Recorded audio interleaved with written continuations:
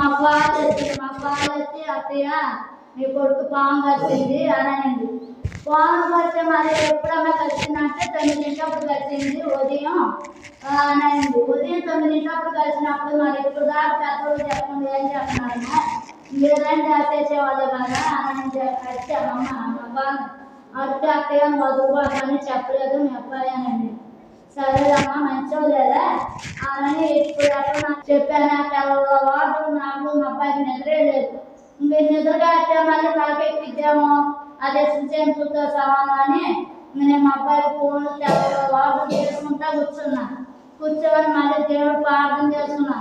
ఏసయ్యా నువ్వే మాకు దిక్కు, మాకు ఎవరు లేరు, నువ్వు అన్నింటిలో నువ్వే మాకు ఆదుకున్నావు, నిన్ను తప్ప మాకు ఎవరు లేరు, నేను నిన్ను నమ్ముకుని కాబట్టి నువ్వు ఇష్టపెట్టు మావన్నీ అని నేను ప్రార్థన చేస్తున్నాను.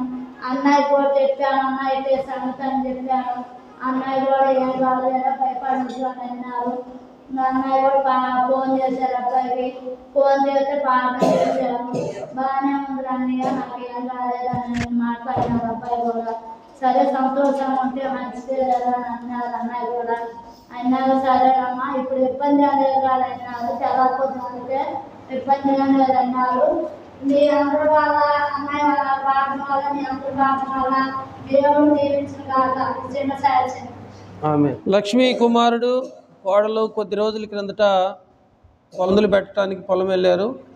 మరి వాళ్ళు లేస్తే గట్ల మీద పొలాల మీద తిరుగుతారు. కళ్ళకు కనపడేది అయితే పర్వాలేదు, కనపడేది అయితే దాంతో చాలా ప్రాబ్లం. మరి పాము కరిసింది, అది ఏ పామో తెలీదు అని చెప్పారు. ఆ విషయం చెప్పారు, ప్రార్థన చేశాను. ఆ పాము యొక్క విషం ఆ పిల్లోడికి పని చేయకోకుండా దేవుడు స్వస్థపరిచి మరి పరిశుద్ధ దినమున చక్కగా దేవుని సన్నిధిలో సాక్ష్యం చెప్పుకోవటానికి ప్రభు అవకాశం ఇచ్చాడు. దేవుడు తన కుమారుణ్ణి కోడల్ని తనను ఆశీర్వదించాలని కోరుకుంటూ ప్రార్థిస్తాను. మహిమా ప్రభావములు గల మా ప్రియమైన పరలోకపు తండ్రి, మీ పరిశుద్ధ పాదాలకు ఎలలేని స్తుతులు స్తోత్రాలు వందనాలు చెల్లిస్తున్నాను.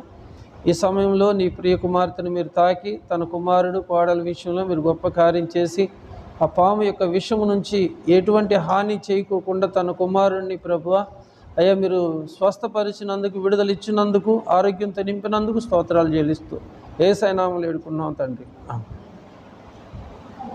వందనాలు.